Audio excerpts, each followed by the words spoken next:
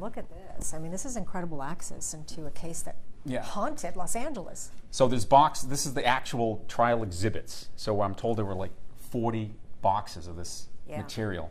And all of these envelopes represent a victim. And they were actually the Superior Court was going to toss all this. Can you believe that? Because Ramirez is dead. So we have to wear these to protect the files. They are very old. It was in the 1980s. You were here covering most of it. Yeah. And what was, it was a long time ago, and that documentary, brought a lot of it back. But it was just such a frightening time because there was these sort of random attacks like all over. So this is incident number 1. And where did this one take place? That was Glass Hill Park. A lot of the stuff it's you can't even see. You can't even show. That's the thing about him. Like there was no specific MO, right? Because he killed with hammers, he killed with guns. I guess the only thing you could say is that he would just look into homes that had an open window. Open windows, open doors through screens.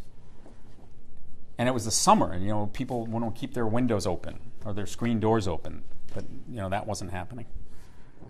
And this right here. So this is a case where... This was Jenny Vinkow from June of 1984 in Glass Hill Park.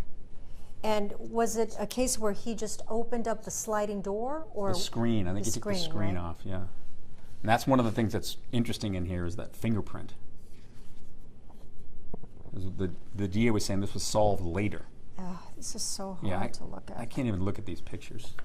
I don't even want to look at them. Yeah. So he would basically break into a home or an apartment. If there was a man in there, he would usually shoot the man first. Then he would sexually assault the women. Then he would ransack the place. Sometimes he left them for dead. Sometimes they were dead. So this was in June 27, 1984. Yeah. So he was ultimately convicted for 13 murders. 13 murders. Yeah. And sentenced to death. Died in prison. Nobody shed a tear except maybe the women that somehow became twisted relationships. There were so many crazy women. Did you do a story on those women? No. He ended up marrying one woman. I interviewed her. Yeah. And as I told you before, she was so delusional. She told me that there was no way that he committed these murders, that he was framed. And she believed it. This is the famous hat, the AC/DC hat that he was seen wearing. Yeah. It's so to handle that thing all this time later is... I know. He was wearing this. It's bizarre, right? that was like a key identifying characteristic of him. Everywhere he hit, he just left so much destruction and lives that But the thing that was so frightening about it from the public's point of view, remembering back then, was that it was also random. Yeah. The locations, the people, Los Angeles, Rosemead, Monterey Park, Whittier, Monrovia, Burbank, Sierra Madre, Glendale, Sun Valley. And in the very beginning, it was interesting. They were calling him, the Valley Intruder? Yeah, the walk-in killer. Okay, and here's the photo. Here's the key photos. So this is the first time that the shoe print, the sneaker print, showed up. This is in a flower bed. And it's a very good print. And it's an unusual design. So this was the first strong piece of evidence that they had. They later were able to match the shell casings.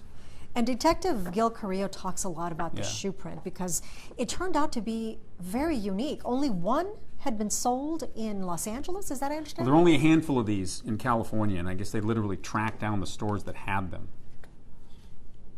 So it was the Avia? The Avia sneaker, which later became controversial when Dianne Feinstein revealed the existence of the evidence. That was mind-blowing, and then right? he tossed them apparently off the Golden Gate Bridge. Yeah, so it's so bizarre because he obviously is twisted and sick, but he's following the news. Of course, he doesn't want to get caught. He wants to continue killing people. But what was interesting is that the cops they knew about the sneaker. They kept it quiet. In fact, a local reporter found out about it, and they asked her to please not reveal the information, and she didn't. But then Feinstein holds a press conference and tells everybody about the shoe print and the shoe style. All right, so this is case number 7, and this one happened in Burbank. Yeah. So this was May of 1985. He handcuffed his victim And these are it. But in this case, the victim survived. Yeah. And she had a son, then 11 years old, that was present during all this. Apparently it was like locked in the closet.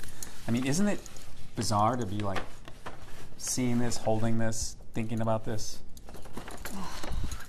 I mean, the guy was just such a sick, twisted, evil, SOB. It's like dying in prison was like too good for him, That's a sketch? Yeah, this was a sketch that a victim made before What was he wearing? his mugshot was out there. Black jacket, possibly leather, brown and black shirt, dark pants, black belt with silver disc or holster it. Male Latin 20s, 6 feet, very thin, brown eyes,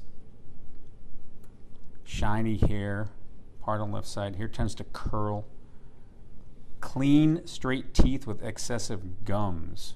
Well, that's a completely different description because usually his teeth were described as like rotted. Yes. Look at this. It's like plaster cast of the actual shoe print from the flower bed. When they found this at multiple crime scenes, obviously it was a clue that these were all connected. They knew it was seems one like killer. obvious in retrospect, but at the time, because they were in different locations and different kinds of weapons and different profiles of the victims. They hadn't seen a killer like this because usually a killer will go for one specific type of victim. This one went all over the place, and the only clue they had was the shoe print. And now take a look at this. This is a jacket that was found in a locker at the Greyhound station that he had. Along with like shell casings, some of the stolen jewelry. And these are the glasses. So the prosecution talks about this being like another piece of the puzzle because like the victims describe him wearing this type of clothing. So, I mean, the case against him was strong. It was wasn't strong. like there was one smoking gun piece of evidence, but it all helped, like they said, put together the pieces of the puzzle. Which made absolutely no sense that someone who, like the women who were falling in love with him, they were saying he was set up, he was innocent, he didn't commit these crimes. It's just crazy. So these are casts of his teeth taken in the jail before they were fixed. And you can see I'm not a dentist, but they look pretty bad. All like misshapen and broken.